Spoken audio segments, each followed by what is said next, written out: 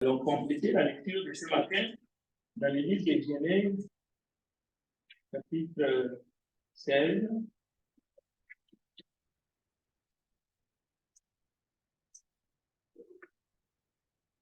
Nous avons deux textes encore à lire, notez les passages. Genèse, chapitre 16.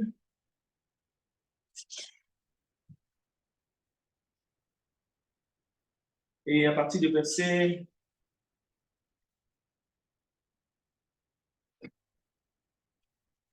4. Genèse 16, à partir du verset 4, nous lisons la parole de Dieu. Il s'agit d'Abraham. Abraham alla vers Agar et elle devint enceinte. Quand elle se vit enceinte, elle regarda sa maîtresse avec mépris. Et Sarai dit à Abraham, l'outrage qui m'est fait retombe sur toi. J'ai mis ma servante dans ton sein. Et quand elle a vu qu'elle était enceinte, elle m'a regardé avec mépris. Que l'Éternel soit juge entre moi et toi. Abraham répondit à Sarai, voici, ta servante est en ton pouvoir. Agis à son égard comme tu le trouveras bon. Je répète le verset 6. Abraham répondit à Sarai, voici, ta servante est à ton pouvoir, ou ton esclave est à ton pouvoir. C'est beaucoup plus clair. Agis à son égard comme tu le trouveras bon. Et c'est ici le passage clé. Alors, Sarai la maltraita et Agar s'enfuit loin d'elle. Et dans Genèse, toujours,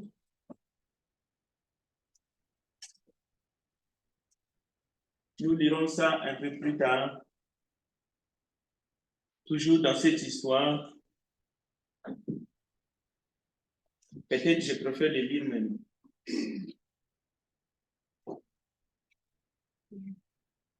Regardez le verset 7, toujours dans le même texte. Non, ce n'est pas ici. Ce n'est pas la naissance d'Ismaël. Mais allons-y à la naissance de Isaac. Bien.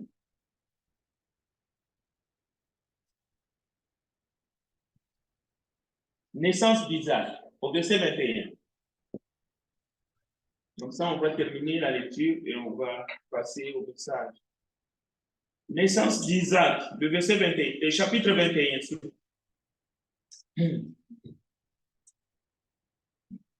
Le verset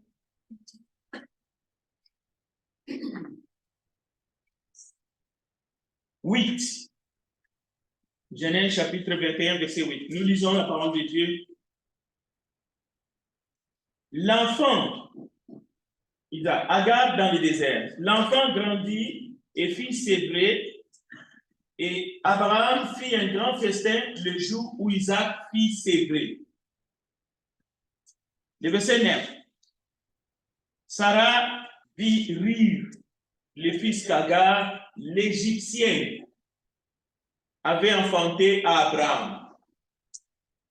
Et elle dit à Abraham, chasse cette servante et son fils, car le fils de cette servante, cet esclave, n'héritera pas avec mon fils, avec Isaac. Cette parole de plus fort aux yeux d'Abraham à cause de son fils Ismaël. Mais Dieu dit à Abraham que cela ne déplaise pas à tes yeux à cause de l'enfant et de ta servante. Accorde à Sarah tout ce qu'elle te demandera, car c'est d'Isaac que sortira une postérité qui te sera propre. Je ferai aussi une nation du fils de ta servante car il est ta postérité. Abraham se leva de bon matin, il prit du pain et une outre d'eau qu'il donna à Agar et plaça sur son épaule. Il lui remit au fil l'enfant et la renvoya. Elle s'en alla et s'égara dans le désert de Beer-Sheba. Quand l'eau de l'outre fut épuisée, elle laissa l'enfant sous un des arbrisseaux et alla s'asseoir vis-à-vis à une portée d'arc, car elle disait que je ne vois pas mourir mon enfant. Elle s'assit donc vis-à-vis de lui, éleva la voix et pleura. Dieu entendit la voix de l'enfant et l'ange de Dieu appela du ciel Agar et lui dit, qu'as-tu Agar? Ne crains point, car Dieu a entendu la voix de l'enfant dans le lieu où il est. Lève-toi, prends l'enfant, saisis-le de la main, car je ferai de lui une grande nation. Et Dieu lui ouvrit les yeux, et elle vit un puits d'eau. Elle alla remplir d'eau l'outre et donna à boire à l'enfant. Dieu fut avec l'enfant qui grandit, habita dans le désert et devint tireur d'arbres. Il habita dans le désert de Paran et sa mère lui prit une femme du pays d'Égypte. Voilà ces deux textes qui vont nous servir aussi d'arrière-plan. D'arrière-plan, dans la conclusion de ce message sur l'origine de l'esclavage ou sur la question Dieu, la Bible cautionne cette pratique.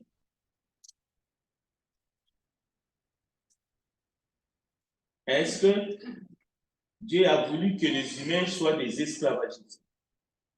Mais des humains de tous bords, de toutes tendances, y compris dans les temps modernes, y compris dans les couples. Avant d'aller plus loin, prions ensemble. Éternel, notre Dieu, le moment est venu afin que nous puissions recevoir de toi ta parole, qui est la nourriture pour nos âmes.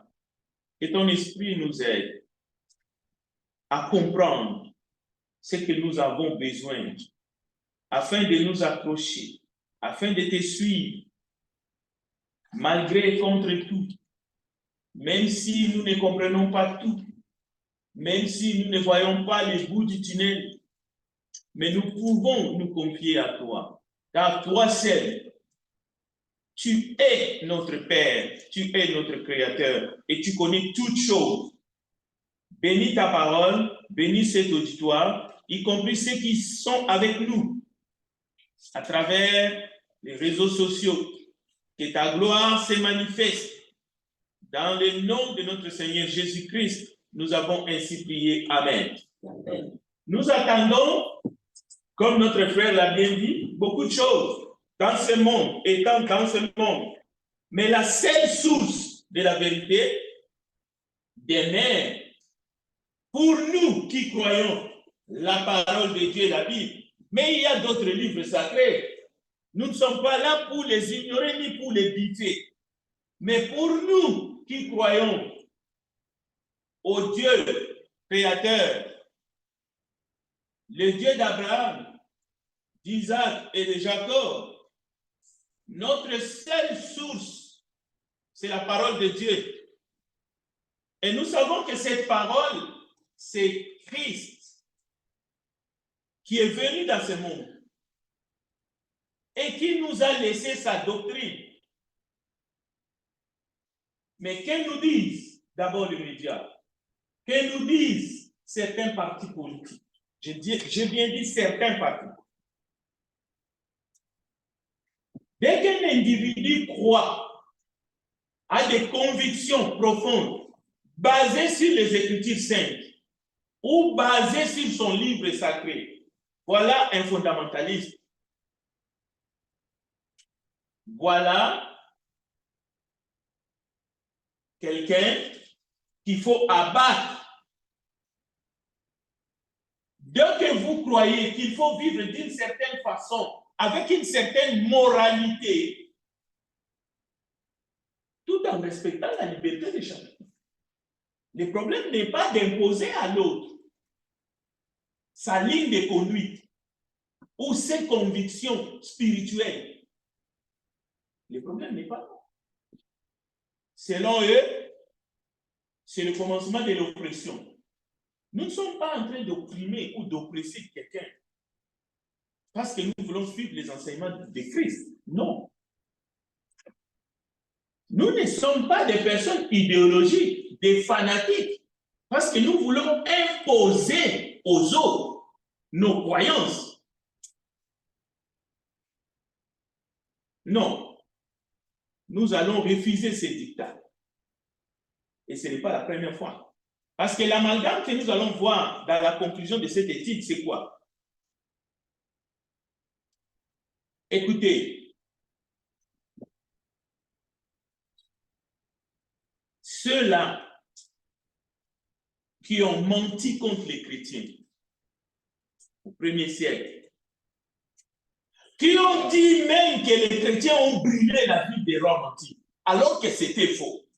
Au fait, pour les médias, c'est eux les vrais chrétiens. C'est eux les détenteurs du christianisme. C'est ça l'hérésie, c'est ça l'erreur. Ceux qui ont persécuté les disciples de Jésus, c'est eux les vrais disciples de Jésus. Non. Les disciples de Jésus n'ont jamais mené une croisade. Ils n'ont jamais colonisé un peuple. C'est ça la différence. C'est pour cela, disons, le premier texte, nous avons parlé, la Bible nous parle de faux docteurs. Un faux docteur, il va s'asseoir dans son bureau en train de faire son live, comme on dit. Il mélange tout. Il appelle l'Empire romain et ses dirigeants antiques les chrétiens.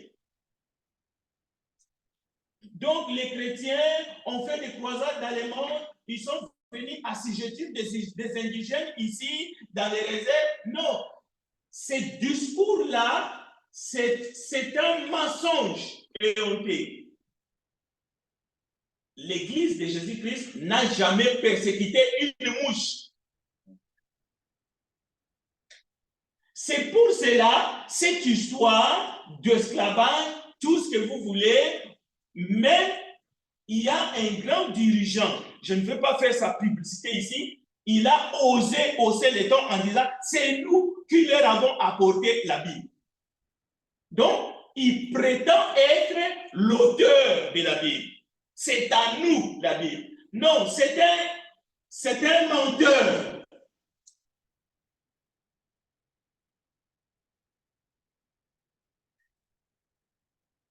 Paul, Pierre n'ont jamais été à l'origine de l'Église catholique. Ils n'ont jamais été de pape.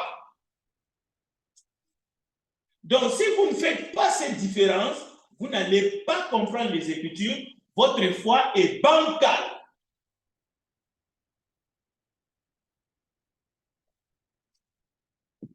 Donc, il faut d'abord comprendre que c'est unique.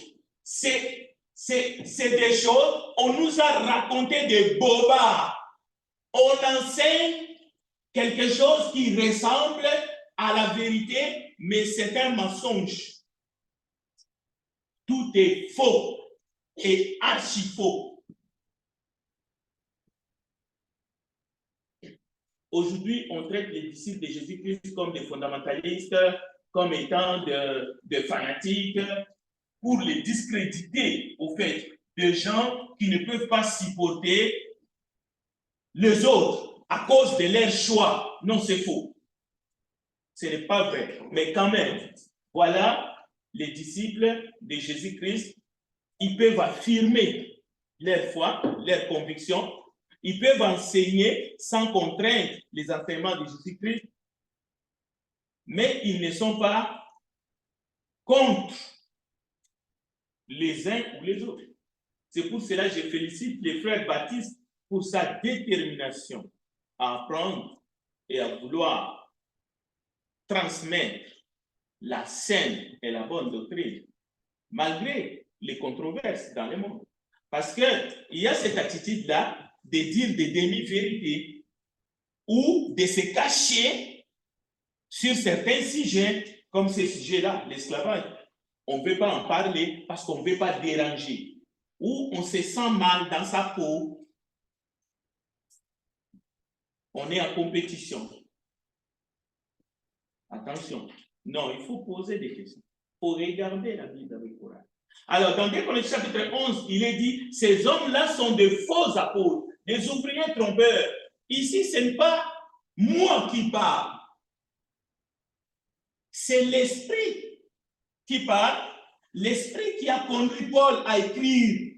Donc, acceptez au moins, lorsque le Saint-Esprit crie en disant, méfiez-vous, il y a des faux apôtres, il y a des ouvriers trompeurs, déguisés en apôtres de Christ. Écoutez bien, tout ce que je viens de vous dire dans l'introduction, ce sont des usurpateurs qui se sont déguisés en apôtres de Christ et qui ont commis des infamies dans ce monde et jusqu'aujourd'hui et qui continuent à les commettre.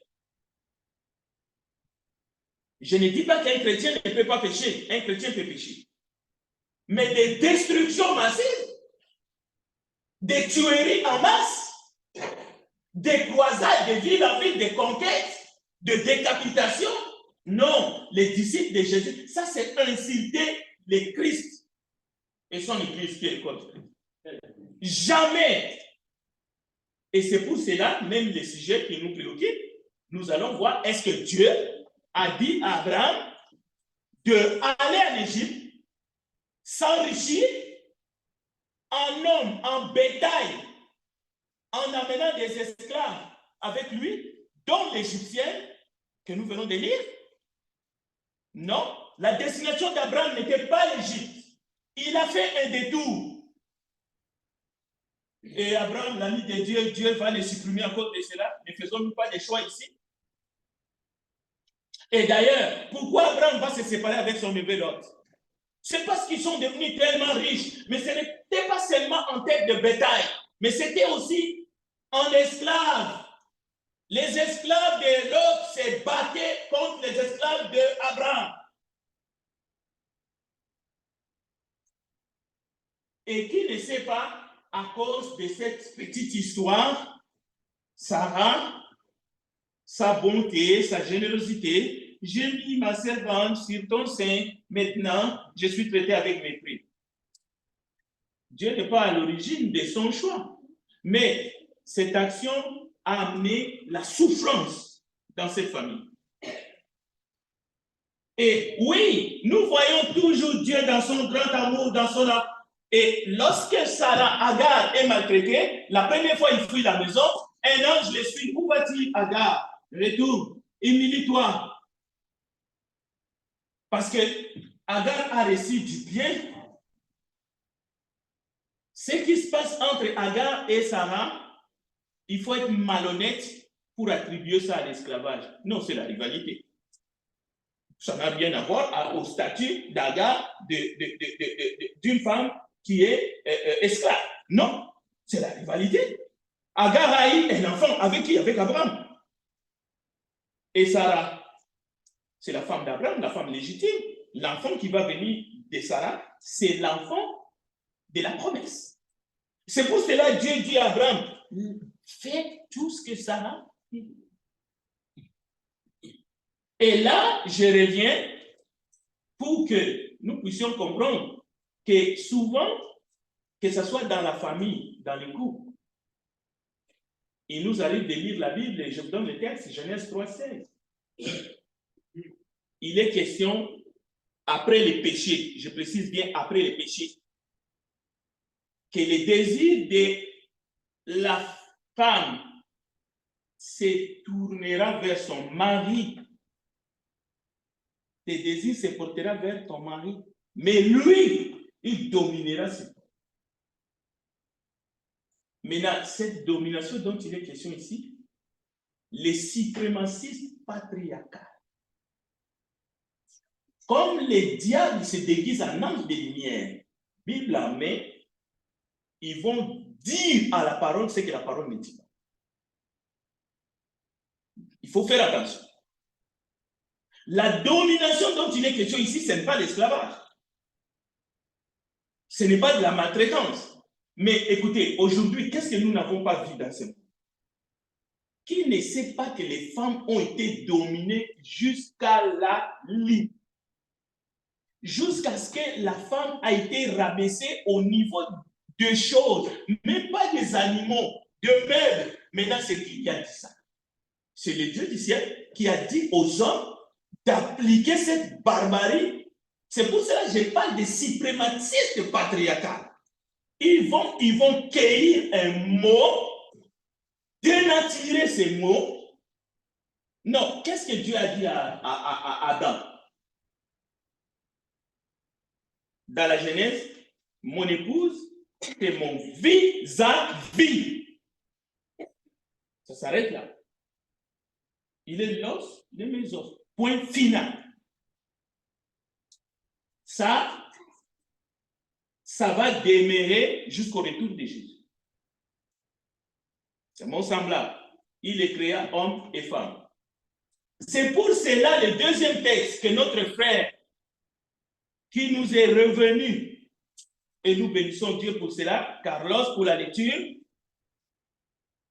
Seulement voici ce que j'ai trouvé. Ecclésiaste chapitre 7, verset 29. C'est que Dieu fait les hommes droits, mais ils ont cherché beaucoup de détours. L'homme, délibérément, librement, est devenu méchant au point de réduire son semblable. Le mettre dans la servitude. En aucun cas, l'Éternel ordonne à Adam de rendre Ève son esclave, ni de demander aux Égyptiens, le roi qui est venu, qui ne connaissait pas Joseph d'ailleurs, qui va décréter que les Hébreux vont rentrer dans la servitude. Ça n'a rien à voir que Dieu est en train de parler dans la tête de ce roi, que c'est Dieu qui lui met les choses dans la tête. Les femmes qui aident les femmes hébreues à accoucher, il faut qu'ils tuent tous les premiers-nés. Non, ça c'est l'humain, c'est le cœur de l'homme tortué, l'homme qui a désobéi dans le jardin et qui est devenu un monstre. C'est-à-dire que le diable, à qui il a remis son autorité, à qui il a remis tout pouvoir, en obéissant au diable, eh bien, le diable est entré dans l'homme. Donc, l'homme est capable de produire n'importe quoi. Et même le premier fils d'Ève, on dit que, oui, il est enfantant, mais on dit que l'enfant était du malin, Caïn. Et nous avons vu ce que Caïn a produit, la mort. Il a assassiné son propre frère, Abel. Même si Dieu était là avant qu'il assassine son frère, Dieu était là. Dieu lui dit, Caïn, ne fais pas ça. Le mal est tapis. Mais non, il est allé au bout. Et là, on ne dit pas, Dieu n'a rien fait. Non, Dieu est intervenu pour arrêter le mal. Mais l'homme est allé. Dieu aussi a intervenu pour dire à Adam, tu ne mangeras pas. Il ne faut pas manger, il y a la mort. Mais Adam est allé jusqu'au bout, comme Ève d'ailleurs. Donc, Dieu a parlé avec Adam et Dieu a parlé avec Ève. Et lorsque Dieu parlait avec Ève, Adam dormait. Cela veut dire qu'il n'était pas là. La même chose quand Dieu parle avec Adam, Ève n'était pas là. Il n'était pas encore sorti de l'homme. Donc la même chose, l'homme, il est dans son sommeil là. Quand tu dors, tu ronfles, tu sais rien, et puis de l'autre côté, on est avec ta femme, écoute, tu n'es pas là. Écoutez, Genèse chapitre 21, le verset 9. Il faut savoir que Dieu peut nous ouvrir les yeux. Dieu a ouvert les yeux de Agar pour qu'il puisse voir un puits d'eau. Aujourd'hui, les gens dans ce monde ont besoin de Dieu. Ils ont besoin de l'Esprit de Dieu pour comprendre certaines choses, pour que nous puissions voir la source d'eau vive et que nous puissions boire l'eau de la vie. Mais beaucoup sont en train de boire l'eau de caniveau. Les gens sont en train de boire l'eau du torrent. Et le monde, écoutez, ce sont des champions. Écoutez, il y a un projet de loi du bloc québécois. C'est pour que si ça passe, mais ça ne passera pas. Écoutez, n'attendez pas que ça passe pour que vous commencez à pleurer. C'est maintenant qu'il faut prier et demander à Dieu que cette loi ne passe pas. Parce que si cette loi passe, parce que la loi dit que les chrétiens ne doivent plus citer la Bible. Si tu cites la Bible, tu es emprisonné. Faites vos recherches, vous allez voir. Depuis le mois de février, si ça passe, c'est terminé. Je ne peux plus prêcher comme je prêche. Il y a des péchés. Si je cite, je suis emprisonné. Je ne serai plus votre prédicateur. Parce que je ne peux pas être un prédicateur à moitié. C'est-à-dire, je vais parler la première fois, la deuxième fois, on m'attend, on va m'arrêter, je serai emprisonné. Donc, priez maintenant. N'attendez pas que ça passe. Et puis, commencez à pleurer ou à pleurnicher. Demandez à Dieu que cette loi ne passe pas. Nous avons assez de bons dirigeants. Nous avons des hommes qui ont appris, qui connaissent c'est quoi la liberté. Et ils feront de sorte que ça ne passe pas. C'est tout. Et Dieu fera aussi que ça ne passe pas. Et écoutez, la loi là n'est pas sortie comme ça tout seul. Il y a des lobbies qui sont derrière. Des lobbies qui veulent contre le wokisme, qui veulent que nos enfants deviennent au fait des petits esclaves. Alors prions, mais parlons-en autour de nous. Est-ce que la Bible a toléré l'esclavage? Est-ce que la vision de l'Église, depuis que l'Église a été établie sur la terre, à travers les Écritures, enseigne la dignité humaine ou l'asservissement de l'homme? C'est ça la question. Comme je vous ai dit, c'est un sujet sensible. Je vous dis tout de suite, il faut que vous m'accordez au moins 5 minutes. Vous contrôlez votre monde. Je veux m'arrêter, je ne veux plus revenir là-dessus. Donc, je vous demande ça de manière gracieuse. Écoutez, pour comprendre l'enseignement de l'esclavage dans la Bible, parole de Dieu, il faut connaître l'histoire, la culture, le moment où ces choses se passent, et vous allez comprendre pourquoi les textes bibliques dans l'Ancienne Alliance, Exode, Lévitique, il y a régulation de cette pratique. Par exemple, dans l'histoire de la Bible, dans l'histoire du peuple hébreu, il fut un temps où la propriété était une affaire familiale et non individuelle. Je vous donne le texte, Nombre, chapitre 31, verset 25. Dieu était l'unique propriétaire. Écoutez bien le contexte. Aujourd'hui, Dieu n'est pas l'unique propriétaire. Tes chèvres, ton élevage, ton garage de voitures, de luxe n'appartient pas à Dieu, même si tu le dis. Ici, Dieu était l'unique propriétaire dans le vrai sens du terme. Les droits de propriété étaient l'affaire du Créateur. Mais écoutez, tout acte d'oppression, de tricherie était condamnable. Exode 22, verset 21. La générosité était encouragée, c'était légiféré, il y avait une loi. Par exemple, l'année sabbatique était dédiée aux pauvres qui devraient récolter. Il fallait supprimer les dettes de tous les pauvres. Lévitique chapitre 25, verset 6. Une date, aujourd'hui, les dettes en moule. On remet tout à zéro. Chaque 30 ans, les pauvres devaient recevoir une partie de tout revenu selon la loi.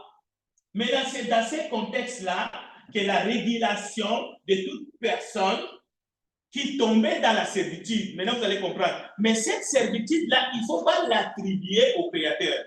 Il y avait ces phénomènes dans le contexte des violences d'un homme qui pouvait pondre, qui pouvait accoucher des situations très compliquées envers lui-même et envers ses semblables. Et Dieu a continué à supporter, à marcher avec les hommes, parce qu'il avait le plan de la rédemption. Romains chapitre 3, verset 23, par exemple, car tous sont péchés et sont privés de la gloire de Dieu, et ils sont gratuitement justifiés par sa grâce, par le moyen de la rédemption qui est en Jésus-Christ. Donc vous comprenez, les hommes étaient enfermés en quelque sorte, mais ce n'est pas parce que Dieu a créé les péchés, non, c'est parce que l'homme a choisi de se séparer avec Dieu, et toutes les choses sont allées faire le même. Donc, cette histoire de l'esclavage. Alors, ne portez pas la cravate, je suis docteur, et puis commencer à raconter des bêtises, des âneries, ainsi de suite, l'Église, les chrétiens, la Bible. Non. Vous partagez l'ignorance. Réguler ne signifie pas instituer. Dieu a institué le mariage. Dieu n'a pas institué l'esclavage. Mais si dans l'Exode, nous voyons Moïse, serviteur de Dieu, régulé par la loi, vous vous remplacez régulé par institué. Voilà l'ignorance. La Bible n'institue pas l'esclavage comme étant quelque chose de meilleur pour l'homme. Est-ce que l'esclavage peut rendre la dignité à un être humain? Et d'ailleurs, il y a de l'esclavage dans ces temps modernes. L'esclavage était et est une servitude. Elle demeurera une servitude. Et ici, nous sommes en train de parler de l'esclavage où il y a des abbés. Si vous n'étiez pas avec nous, vous êtes perdus à ce moment-ci. Parce que vous êtes en train de dire, voilà un prédicateur qui est en train de prêcher pour, et même dit que l'esclavage pourrait être quelque chose de bon. Non, nous avons vu qu'il y a plusieurs types d'esclavage. Vous pouvez vous constituer aujourd'hui et c'est ça votre salut. Vous devez vous soumettre, vous devez devenir esclave de Christ et vous serez sauvés de vos péchés. Et ce n'est pas un dur labeur, ça peut demander un peu de souffrance, traiter durement votre corps aussi. Ça vous a demandé ce matin de quitter votre maison très tôt avec la route qui n'est pas vraiment adaptée et vous êtes là, mais vous recevez grâce sur grâce. Dieu vous remplit des bénédictions, d'autres que vous ne voyez même pas. Mais vous êtes esclave de Christ. Mais il y a des esclaves volontaires dans ce monde qui veut dire seulement des serviteurs qui se placent en dessous d'un maître. Mais si ce maître-là est arrogant, si ce maître-là est méchant, si ce maître-là est calme, vous pouvez aimer quelqu'un et vous réduire à son esclave. Mais la Bible dit chacun rendra compte. Vous allez rendre des comptes à Dieu. De la manière que nous nous traitons les uns les autres. De la manière que vous traitez vos employés. De la manière que vous traitez vos semblables. De la manière que vous traitez dans les couples. Vous allez rendre des comptes à Dieu, tôt ou tard. Et tout ne se paye pas ici-bas. Ça, c'est encore un gros mensonge. Alors, si tout se paye ici-bas, pourquoi Jésus revient pour juger? Chacun selon ses œuvres. Cela veut dire que vous pouvez mourir, mais lorsqu'il viendra vous résister, il vous juge et il vous paye. C'est ça que ça s'appelle la rétribution. Il y a des choses, tu te comportes, tu vas le payer ici-bas, je ne dis pas autre chose, mais le jugement dernier est à venir. C'est pour cela, ne jugez pas trop vite. Ok, l'esclave dans les temps modernes est dans une servitude. Les esclaves, dans l'ancien temps, étaient dans une servitude forcée, tantôt, mais tantôt des esclaves libres. Je vais rester auprès de mon maître. Il faut qu'on te perce l'oreille. Parce que c'est toi qui as choisi.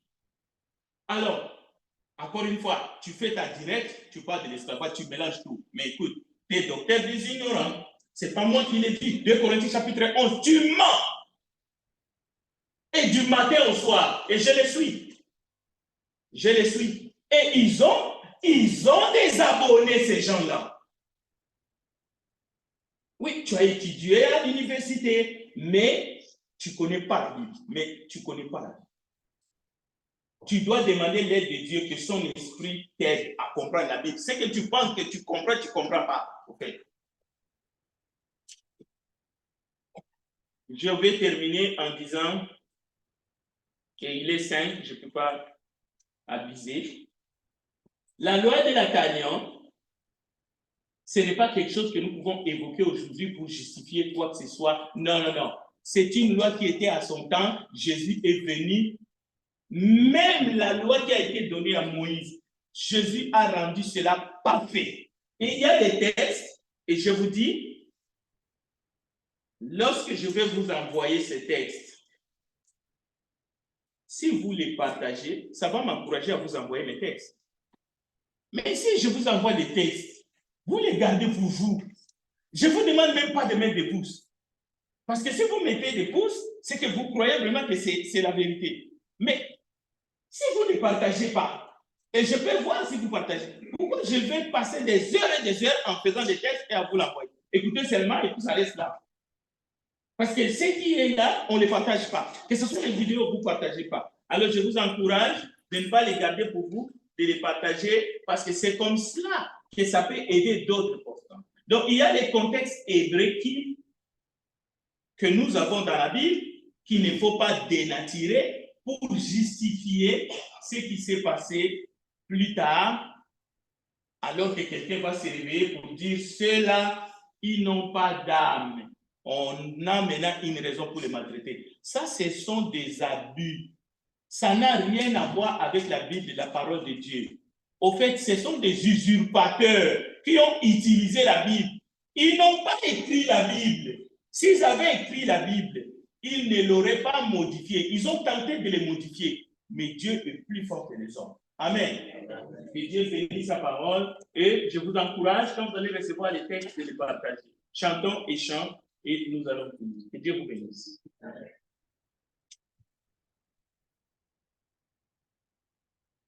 Nous allons être debout en chantant avec